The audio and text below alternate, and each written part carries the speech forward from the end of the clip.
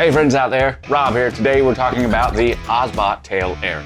This little pan tilt zoom camera, why I use it in my wedding production video business, and how you can use it in your business. Guys, I'm gonna approach this from an idea that you don't really know a lot about this stuff. You don't know why you might use a camcorder as compared to a pan tilt zoom camera, as compared to a mirrorless camera. There's lots of different questions out here. So I'm gonna discuss it with that in mind. Now, for those of you that already have an answer or know what you want, make sure you watch to the end before you start asking questions. It's really frustrating when you ask a question that I've already answered somewhere. So if you don't have time to watch this now, go ahead and put it in your watch later playlist. And we'll just talk about this like we're pals, like we're old friends, and I'm just Rob sharing some information with you.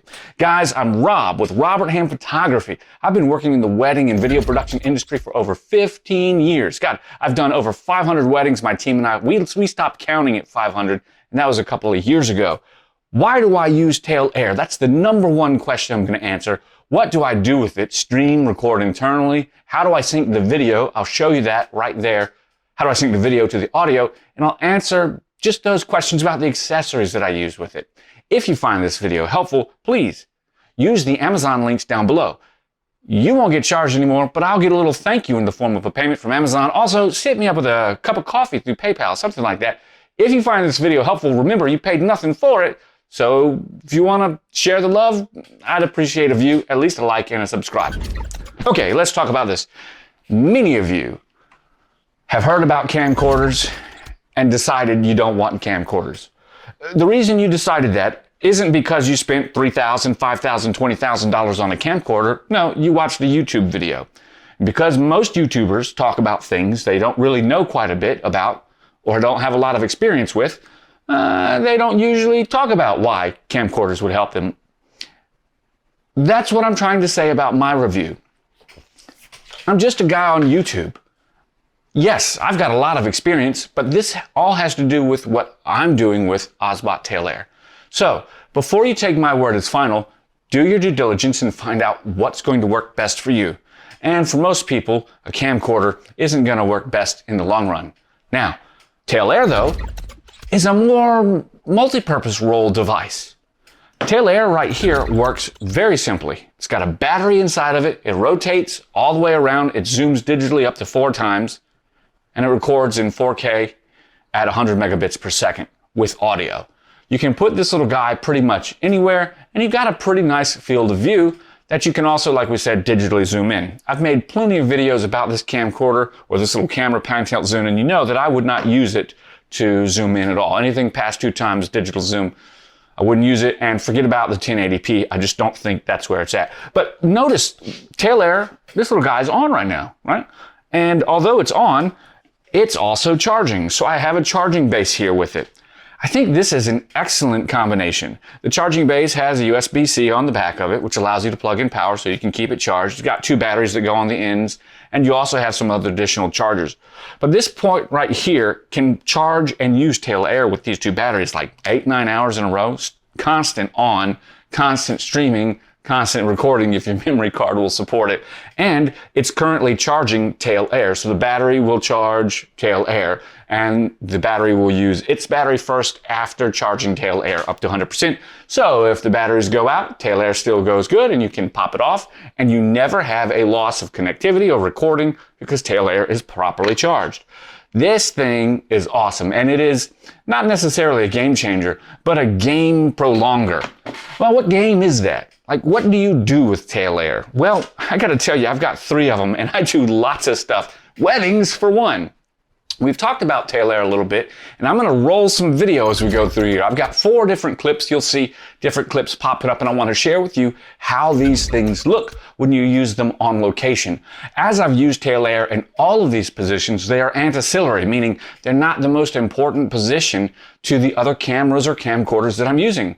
And I'm using them in a place where the wide angle view of these pan tilt zoom cameras will be most beneficial. Also, you'll note that as I'm using them, well, maybe I won't play it here, but I'll show you later how I sync the audio that these things record or to the video so that I get good audio. So I use 2 off-camera audio, or I can record audio directly just by using some of these. Now, back to me, we've got these little Comica Boom XD, XU Quad, it doesn't really matter. In fact, if you got 2 or 3 tail airs, get the Boom XU Quad. That'll give you 4 or 5 mics that you can plug in that send back to a single receiver that then allow you to, send that signal out however you want, or record it to a different thing. You don't have to use these. What these are wireless microphones. And what that means is that if you were recording internal to tail air and not live streaming, well, that'd be fine. You could plug in any kind of microphone to the mic port right here. Got a little mic jack right there. And you could drop a lavalier. You could plug in a lapel mic if someone wasn't moving around. Or you could do what I do, which is plug in a wireless mic on the person and then plug in the receiver to tail air. Now, wherever the audio source is, the person speaking, tail air is getting the direct feed from that. When you start working with 2 or 3 or 4 different cameras, that gets a little bit tricky. So what you need to do is have a wireless microphone system that supports multiple mics. You can do that with Sennheiser, the WX series and things like that. You can do that with the different Deity microphones, but really one of the best providers that are out there doing that is Kamika, these little budget microphones. The XD are digital, 2-channel per receiver, so you get 2 channels of audio. But the Kamika Boom XU are UHF, which is analog radio frequency, ultra high frequency. Those can support 4, 8, 16, doesn't really matter because all the microphones can go onto 1 channel or 2 or 3 or 4 different channels at the same time and then be recorded or be sent out for recording, picked up by the receiver. Now, that's not these. These are the Boom XDs. I do have plenty of reviews on the Boom XU Quad, and with a setup like this with 4 or 3 cameras, I generally use the Boom XU Quad because I can plug in a wireless receiver or transmitter to each of these and then send all of that out to my wireless receiver on on something like my Tascam Porter Capture X8. We've talked a lot about that, but mostly while we've talked about those things, what did we think about the video, right? As you looked and you saw the video, all of these were recorded at 4K, they were recorded at 30 frames per second, and they were recorded at 100 megabits per second. And the images look fantastic. Notice outside in bright sunny light, of course you're going to have a good look. Pretty much any camera can do that for you. But what about inside? What about the 2 weddings that we saw that were inside? How did those look? Well, let's have a look at those again right now. As you're seeing this one particular wedding, this one was at in Virginia Beach, and it was at a brew house. So it's upstairs, up top of the brew house. It has a conversion center, and they can use that multi-purpose space for pretty much anything. Look at the detail as the shots change, right? These are wide-angle lenses, but look how even when I digitally zoom in a little bit, or look at how we switch between looking into the light, across the light, and in the background, the images look just great. Now we're going to switch to an internal, like a Catholic chapel wedding, but not a full Catholic cathedral. In this particular chapel, the Catholic wedding is, large. There's 400 seats in there, as you can see. We've got a bride side, we've got a groom side, of course, and as you're looking down, there's just quite a bit of detail throughout the entire ceremony. The thing that you can see on either side is that the detail is there in both the shadows and the highlights. Now, I set the exposure manually in these particular instances because the exposure itself was trying to deal with those bright bay windows in the background. Even with the HDR on, I found that I didn't particularly care for the exposure that I was getting, so I just set it manually. And remember, when you are setting your exposure for your subject, with a little bit of things in mind, don't worry about the exposure of the background. What do you want to see? Properly exposed windows or the bride and the groom's first kiss? Obviously, the kiss is more important. What they're doing is more important. In any event, look how beautifully detailed these images are. Look how nice everything looks. The color is a nice balance. And the files are a relatively large size, a pretty good size. I get a 100 megabit file from my Sony's, my A7 III, XAVC-S wrapper, and it looks real nice. So I don't really have a lot to argue about the codec of the 4K it does a good job. I would not, however, use anything less than 4K. Now, let's move over here. I'm going to take this off so you can see a little closer, and we're going to zoom in just so you can see over my shoulder. Okay, I recognize you may not be able to see everything I'm trying to do, and that's fine. I want to show you where I am right here. First thing is, I'm in Premiere Pro, right? And as I'm in Premiere Pro, I'm going to come over to this side, and I'm going to add some video, right? So I've got to do it by adding my media, and maybe I'll just move this, yeah, I'll import my media right here.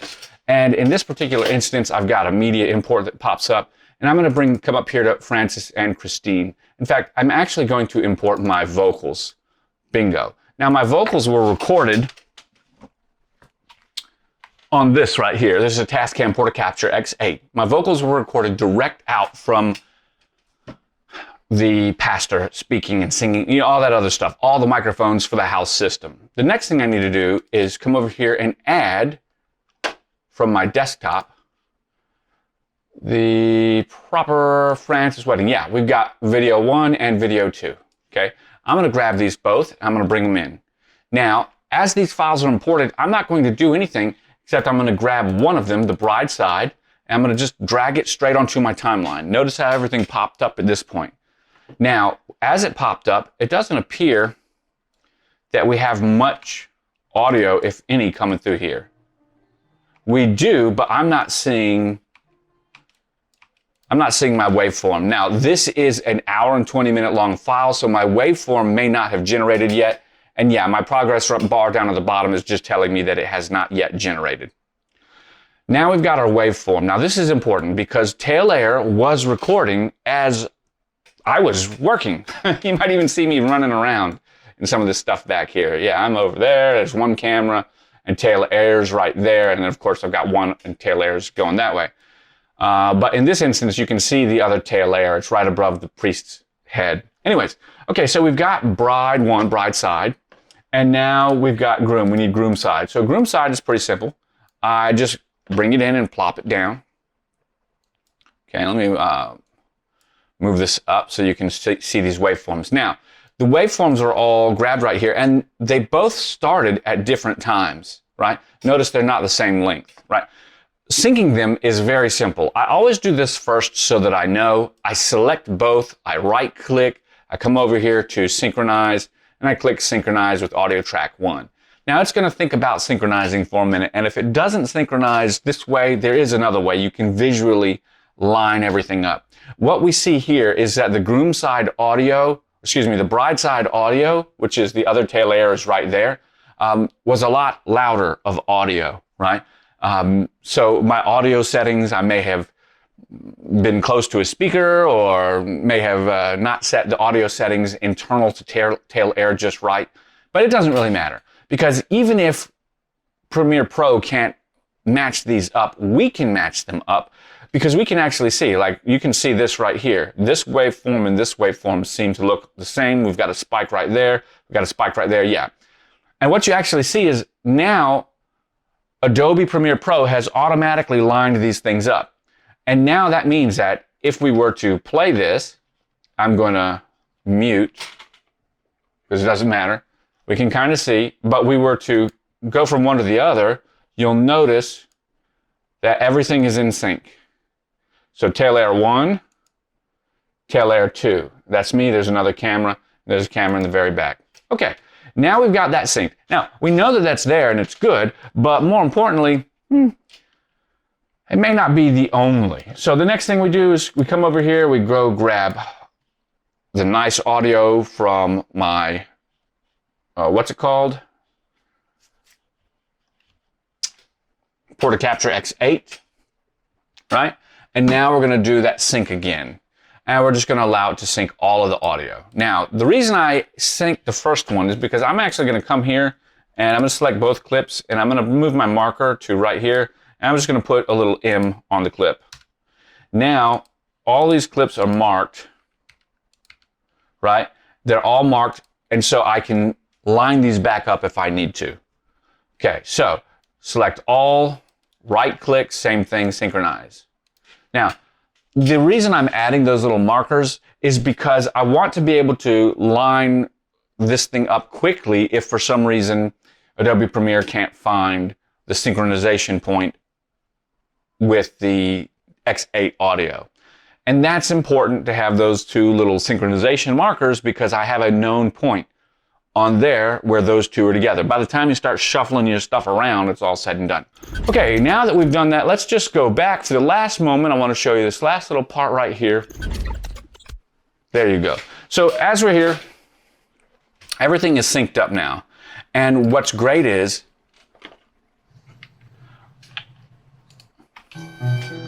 we've got all the great audio synced with the whole wedding ceremony. And now, I guess if you want to do it, we can do it. If we wanted to edit any of this, I'm going to assume you already know that we can come over to our corrections panel. I can come up here to this one. I can click auto. It'll think about it for a second, and then it'll give it some updated characteristics. So we're changing the white balance, right?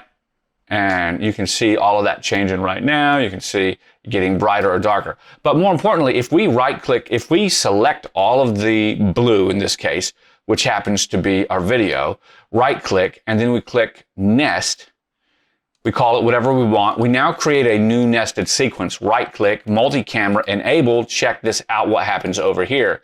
Go over here to multi-camera, bam. Now, if we're in this, let's say we're here, we're starting, well, I'll start someplace fun because that's just not much. In this instance, now, when we play the video is playing, but I'm actually selecting. Now, don't forget, I wasn't really trying to edit this one, but you'll see that that's nasty because I changed it. You can switch your different cameras back and forth. And now, if you come back over here and zoom in to your timeline, you will see that your video is automatically switching based on the cuts that you just performed. Okay, there it is. We've got a switch coming up right now. See? Boom. Now, the reason all this is so important, we're going to go ahead and zoom out a second. The reason that this is so important is because if you've got tail air, it's going to make something for you, but what is it going to do? Are you going to record internally, or are you going to broadcast live? Now, if you're broadcasting live, you've got a lot of great options directly with your cell phone using tail air. Okay? So with your cell phone using tail air, I'm still connected. Zoom in right here. I'm connected currently to tail air, right? And remind me later. And I can actually come over here and zoom tail air around just as you're seeing right now. Boom, boom, boom. You're seeing it move. Sorry, guys. Okay, so there we go. So tail air is right here. And I can set up and live stream using tail air right now as we're going live, as we're talking. Now, all of that is coming from this tail air that we saw earlier because it's on. And I can switch between 3 different cameras or all the different cameras that I have, but currently I have to actually exit this one and then go into the other ones. The reason that's important is because it takes a few minutes of setup time. Now, each one of these can stream separately using your cellular connection, Wi-Fi, or Ethernet through the USB-C port, including on the dock. But more importantly, obsbot, the company, is coming out with what they call Talent. Talent looks like, well, it looks like a tablet for tail air, which will control all of them at one time. And if you use something like the remote control will directly connect to Talent, and I hope I get a copy of this to review. I think they're going to send me one. When you get this and you click it on, next thing you know, boom, you can control all your cameras from one device, no more fiddling with your phone. Now, you'll still have to pair it to your phone in order to get a cellular signal. You can do the Wi-Fi hotspot tethering, but as you get my point, it makes things easier. What does this mean? Well, to me, it means that this is an extremely powerful workflow tool, okay? Always be recording. Because you might be doing something live streaming doesn't mean that you won't want to have multi-purpose media. When you think about your media, you should think about it in terms of how you're going to use it. You should never work harder. You should always work smarter. So, one recording with multiple purposes. Here we go. One recording with multiple purposes. You can take this and make a highlight video. You can have independent individual videos. You can turn it to a live stream, all from one thing. So if we were live streaming, right, then that would mean that this was just a live stream. But since we were recording internally, we now have that media to sell as an upgrade or do something with or for promotion purposes. But always be recording means that you've got multi-purpose media that you can use for whatever you want.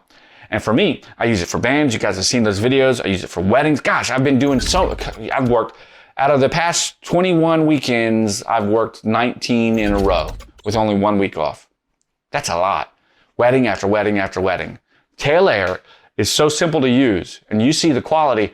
I can sell Tail Air as an upcharge. When someone doesn't want to pay to have my crew show up and we do all of the stuff with a cinematic wedding video, I can offer them a simple wedding ceremony video that is static cameras, multicam, 2 angles, in my case 3 angles, and I can offer that to them for something like $500, $600, $700, just whatever I can charge.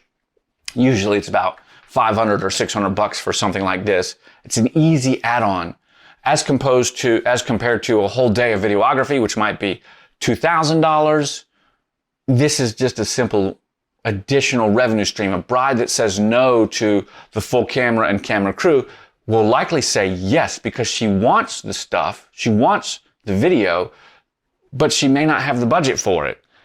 Well, this makes the budget easy, right? Because it makes your work easy. Guys, I hope that you have found this helpful. Today we've been talking about Tail Air, how I use it, a few little pro tips about what to do, and showing you where the video comes from and how we synchronize the video so easily in post-production. I hope you did find it helpful. If you did, don't forget to like and subscribe. Hit me up in the comments down below with your questions and comments. I answer all subscriber questions. Throw a little money my way by making your next purchase through my Amazon affiliate links. That'd be great. I want to thank you for watching and remind you I'll catch you on the flip side. Bye for now.